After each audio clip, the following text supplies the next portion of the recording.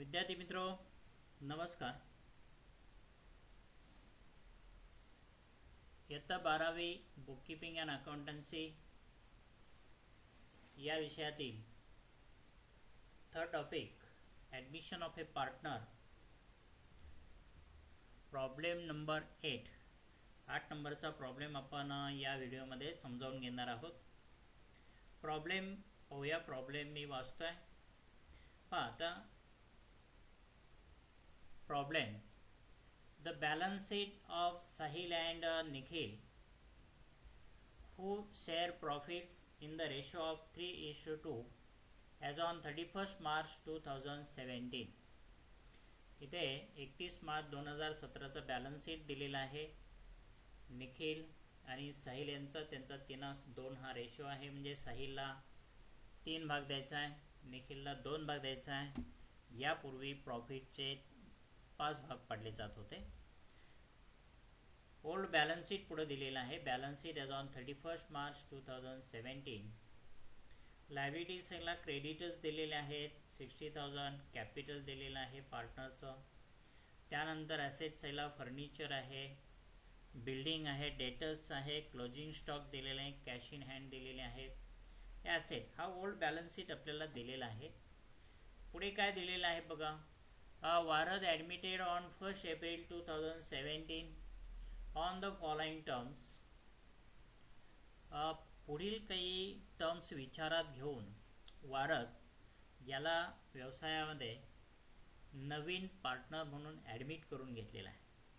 त्यातली पहिली टर्म काय दिलेली बघा। Varad was to pay ₹1 lakh for each share of capital. त्याने 1 लाख रुपये रक्कम व्यवसायात आणायची आहे कॅपिटल म्हणून, ठीक आहे। त्याची एंट्री आपण करणार आहोत। त्यानंतर पुढे he was also to pay ₹40,000 as his share of goodwill. त्याने जादाची रक्कम व्यवसायासाठी ओल्ड फॉर्मसाठी 40,000 रुपये आणायची आहे। ही जादाची रक्कम व्यवसायात आल्याची नोंद करणार आणि ही रक्कम जुन्या पार्टनरला त्यांच्या प्रॉफिट शेअरिंग रेशोमध्ये वाटून दिली जाते। आता येथे पुढे बघा तिसरे ॲडजस्टमेंट दिलेले आहे। The new profit sharing ratio is 3:2:3 3:2:3 हा दिलेला आहे। म्हणजे इथून पुढे प्रॉफिटचे 8 भाग पडायचे। त्याच्यातील 3 भाग साहिलला द्यायचे, 2 भाग निखिलला द्यायचे आणि 3 भाग हे वारद नवीन जो पार्टनर आहे त्याला द्यायचे। आता जर हा न्यू प्रॉफिट शेअरिंग रेशो दिला तर आपल्याला गुडविल डिस्ट्रीब्यूट करण्यासाठी सॅक्रिफाईस रेशो काढावा लागतो, तो आपण काढूया। त्याच्यानंतर चौथी ॲडजस्टमेंट अशी आहे। Old partner decided to revalue the asset as follows. व्यवसायात ज्या काही असेट आहेत त्याचं पुनर्मूल्यांकन केलेलं आहे। बिल्डिंग ₹1 लाख, बिल्डिंगची किंमत अगोदर 72,000 दिलेली आहे, 28,000 रुपयाने बिल्डिंगची किंमत वाढलेली आहे। फर्निचरची किंमत 48,000 रुपये दिलेली आहे 48,000। इथे 60,000 होती, याचा अर्थ 12,000 रुपयाने फर्निचरची किंमत कमी झालेली आहे। डेटर्स दिलेले 38,000, डेटर्स 38,000 जे इथं कंसात दिलेले in view of likely bad debts. म्हणजे पूर्वीचे डेटर्स आपल्याकडे होते 40,000 रुपये, आत्ता त्याचं व्हॅल्युएशन केलेलं आहे 38,000। म्हणजे इथे 2,000 रुपये हे बॅड डेट्स म्हणून नोंदवायला सांगितलेले आहे, ॲज अ बॅड डेट्स, ठीक आहे। त्याची आपण नोंद करूया। असेटची किंमत कमी झालेली आहे। त्यानंतर पाचवी ॲडजस्टमेंट।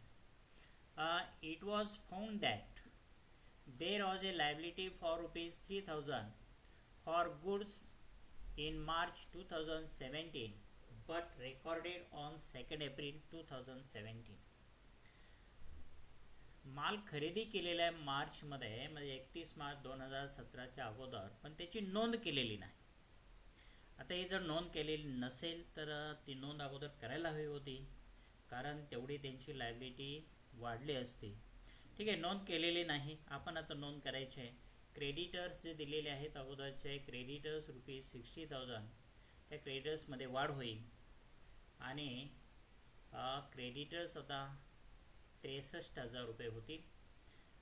लायबिलिटीमध्ये वाढ होणं ह्या व्यवसायाचा तोटा आहे. दुसरा इफेक्ट त्याचा profit and loss adjustment account डेबिटला होईल, म्हणजे एंट्री होईल profit and loss adjustment account debit 3,000 to creditors account 3,000.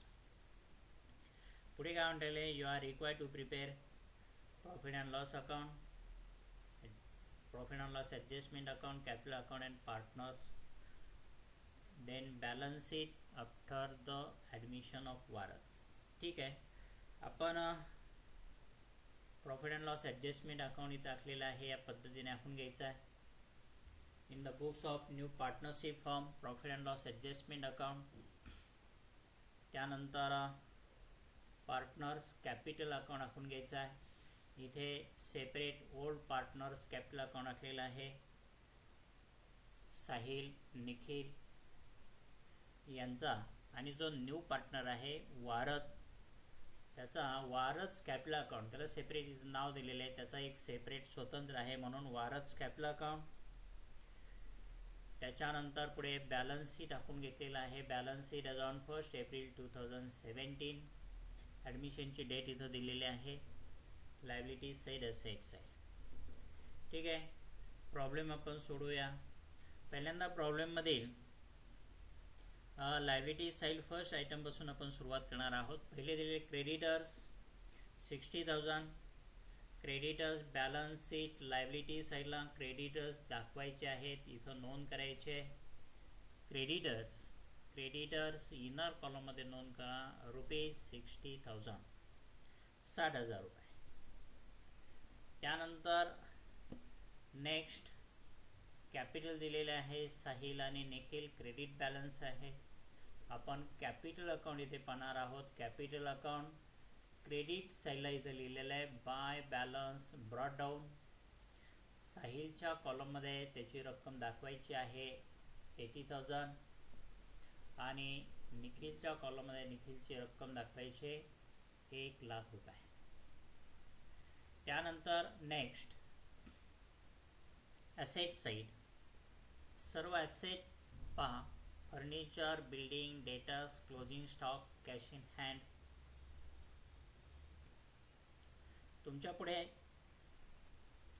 पुस्तक आहे, त्यामधील नोंदी पहा. बॅलन्स शीट डायरेक्ट या ठिकाणी ओपन केलेला आहे. बॅलन्स शीट फर्निचर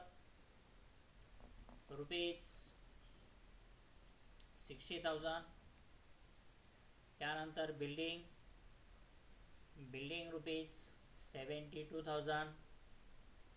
त्यानंतर डेटर्स दाखवले, डेटर्स 40,000. देन क्लोजिंग स्टॉकवरती कोणती ॲडजस्टमेंट नाही, ते डायरेक्ट आउटवर्ड कॉलममध्ये दिलेले आहे. कॅश ऑन हँड ₹20,000 इनर कॉलममध्ये लिहिलेले आहेत. त्याच्यावर ॲड आपल्याला न्यू पार्टनर्स कॅपिटल आणि गुडविलची रक्कम ॲड करायची आहे. ठीक आहे, त्यानंतर आपण ॲडजस्टमेंट विचारात घेऊया. First adjustment, Varad was to pay ₹1,00,000 for his share of capital. त्याने कॅपिटल आणलेले 1,00,000 रुपये, त्याची नोंद त्याच्या कॅपिटल अकाउंटच्या क्रेडिट साईडला इथे आपण by cash or bank account ₹1,00,000 नोंद करणार आहोत. आणि बॅलन्स शीटमध्ये कॅशमध्ये ॲड करायचे. ॲड वारस capital ₹1,00,000.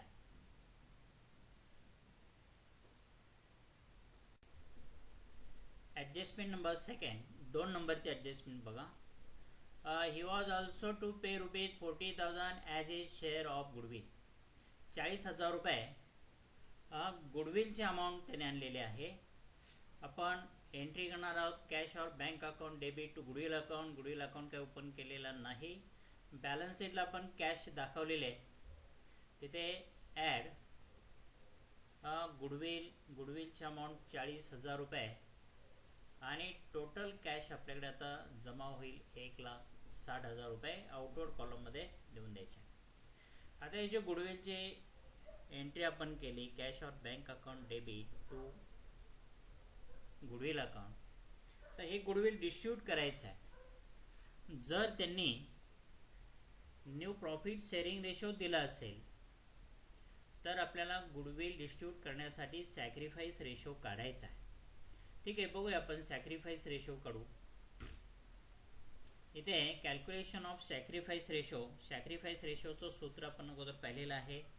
Sacrifice ratio is equal to old ratio minus new ratio. जुना रेशो 3:2 दिलेला आहे, म्हणजे 3/5 2/5. आणि नवीन रेशो आहे 3:2:3, म्हणजे 3:2:3, म्हणजे 3/8 2/8 आणि पुन्हा नवीन पार्टनर वारदचा 3/8 असा आहे. ठीक आहे. साहिलचं सॅक्रिफाईस रेशो आपण बघूया. Sahil sacrifice ratio is equal to old ratio 3/5 minus 3/8, म्हणजे 3/5 मधून 3/8 वजा करायचा आहे. आता याचा छेद सारखा करून घ्यायचा, दोघांचा गुणाकार करायचा. छेद सारखा करण्यासाठी तर 40 हा छेद येईल, म्हणजे 8 गुणिले 5. आता 5ला 8ने गुणल्यानंतर अंशाला सुद्धा 3ला हे आपण 8ने गुणतो, 8 त्रिक 24 येतील. त्याच्यानंतर इकडे जे 3 दिलेले 3/8, 8ला 5ने गुणल्यानंतर वर 3ला सुद्धा 5ने गुणावं लागेल. 5 त्रिक 15, 24 वजा 15 भागिले 40 बरोबर 9/40 असं येईल. त्यानंतर निखिल सॅक्रिफाईस रेशो 2/5 मायनस 2/8. इथे पुन्हा छेद सारखा करायचा आहे, 40 येईल. त्याच्यानंतर 2ला 8ने गुणायचे 16, आणि इकडं 2/8 आहे, तिथे 5ने गुणायचं आहे 10 येईल. 16 वजा 10 भागिले 40 बरोबर 6/40.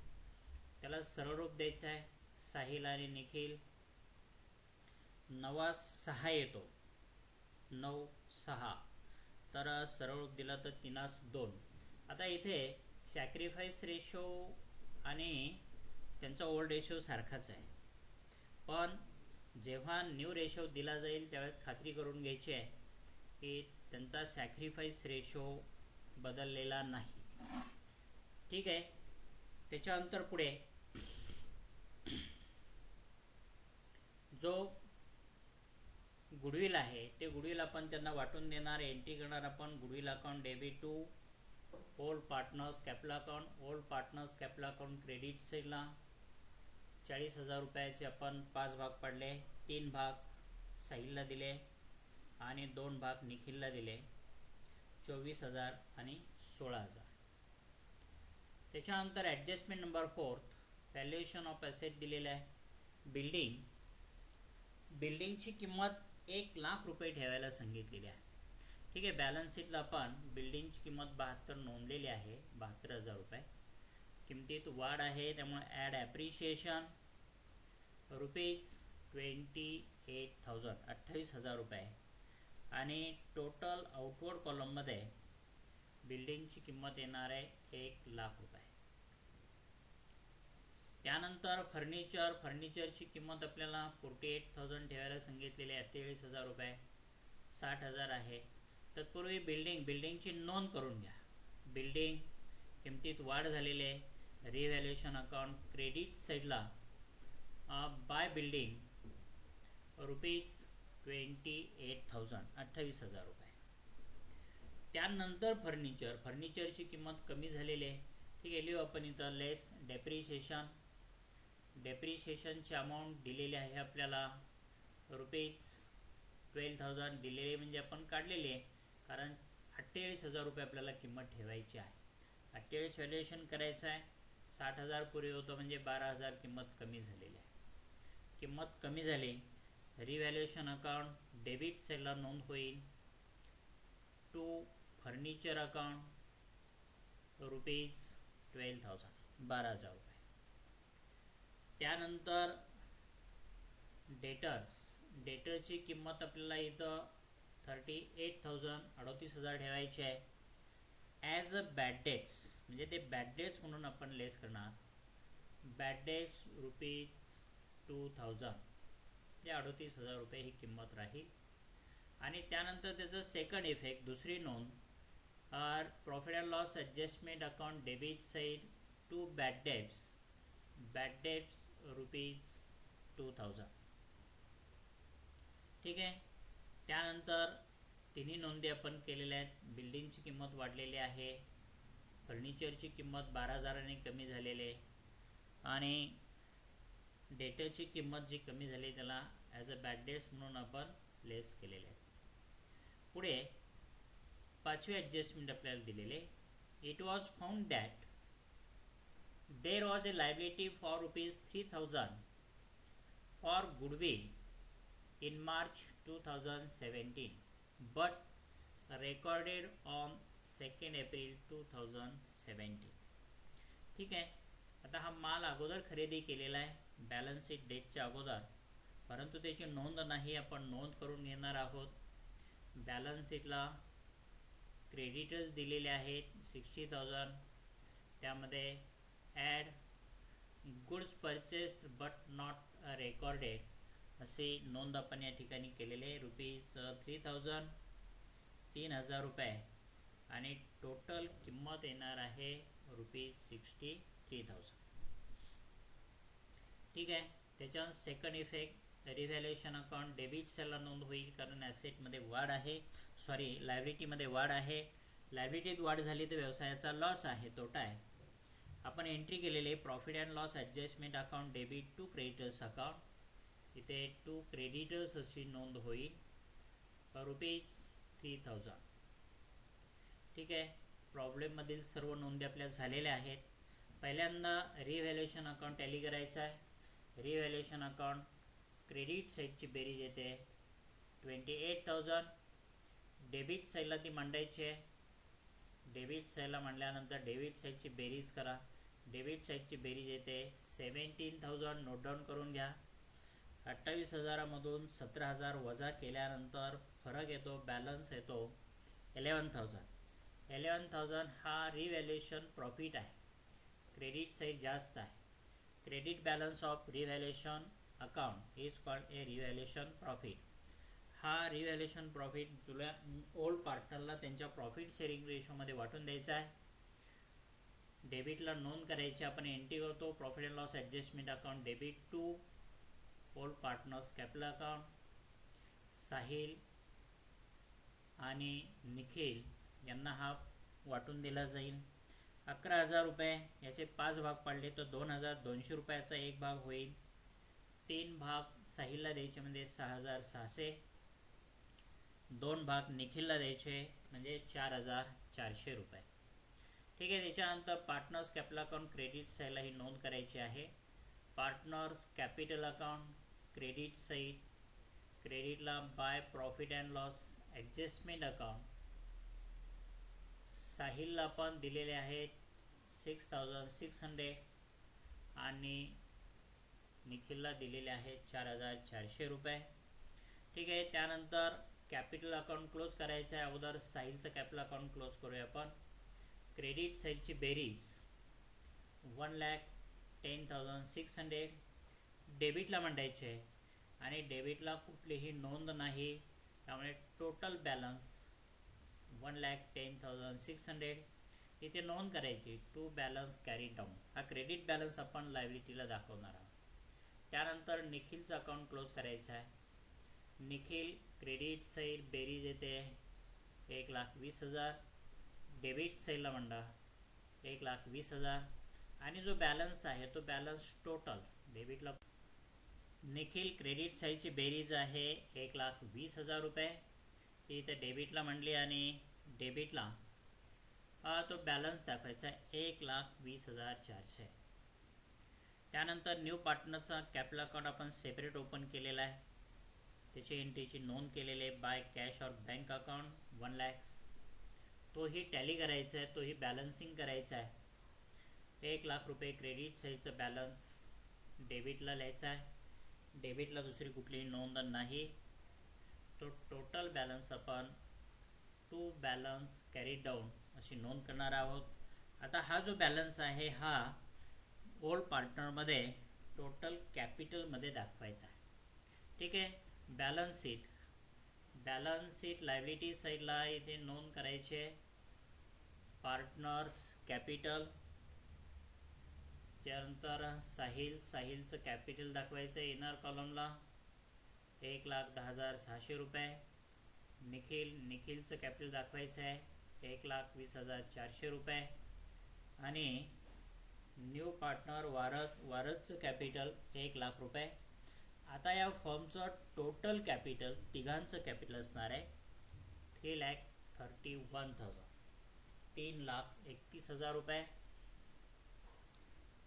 प्रॉब्लेम पूर्ण झालेला आहे. आपण बॅलन्स शीटची टोटल घ्यायची आहे. क्रेडिट साईडची टोटल घेतली आहे 3,94,000 रुपये. ॲसेट साईडची टोटल घ्या. ॲसेट साईडची टोटल 3,94,000 रुपये. आणि हा जो आहे हा आपला न्यू फर्मचा म्हणजेच साहिल, निखिल आणि वारद या तिघांच्या फर्मचा न्यू बॅलन्स शीट आहे. हा न्यू बॅलन्स शीट या पद्धतीने असेल. फर्निचरची किंमत 48,000 रुपये असेल.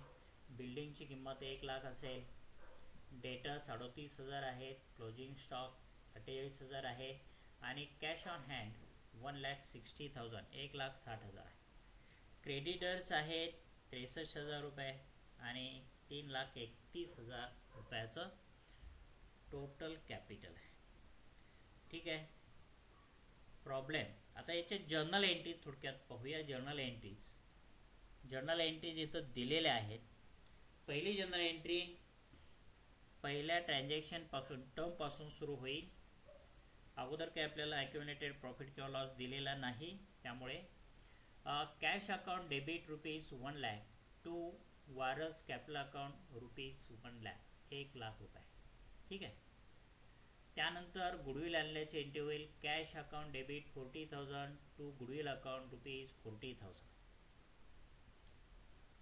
त्यानंतर ते गुडविल ऑल पार्टनरला डिस्ट्रीब्यूट केल्याची एंट्री होईल. Goodwill account debit 40,000 to Sahil's capital account 24,000 to Nikhil's capital account 16,000. त्याच्यानंतर पुढे जो लॉस आहे तो लॉस आपण प्रॉफिट अँड लॉस ॲडजस्टमेंट अकाउंटला जो ॲडजस्ट केला, ॲसेटच्या किमती कमी झाल्या, लायबिलिटीज वाढल्या, त्याची एंट्री आहे. Profit and loss adjustment account debit 17,000 to furniture account 12,000 to bad debts 2,000 to creditors 3,000. त्यानंतर बिल्डिंगची किंमत वाढलेली आहे, ॲसेटची किंमत वाढली, त्याची एंट्री होते. ॲसेट अकाउंट डेबिट म्हणजे building account debit 28,000 to profit and loss adjustment account ₹28,000. आणि जो रिव्हॅल्युएशन प्रॉफिट आहे जो आपण डिस्ट्रीब्यूट करून दिला त्याची एंट्री आहे. Profit and loss adjustment account debit 11,000 to Sahil's capital account 6,600 to Nikhil's capital account 4,400. ठीक आहे. या पद्धतीने ह्या जर्नल एंट्री होतील. या प्रॉब्लेममध्ये न्यू प्रॉफिट शेअरिंग रेशो दिलेला आहे, तरीसुद्धा सॅक्रिफाईस रेशो त्यांचा ओल्ड रेशोच आहे. जर सॅक्रिफाईस रेशो म्हणजे न्यू प्रॉफिट शेअरिंग रेशो बदलला असता तर आपण सॅक्रिफाईस रेशोमध्ये हे गुडविल डिस्ट्रीब्यूट केलं असतं. ठीक आहे. हा मुद्दा लक्षात ठेवा. त्यानंतर प्रॉब्लेम लिहून काढा. Okay. Thank you all of you.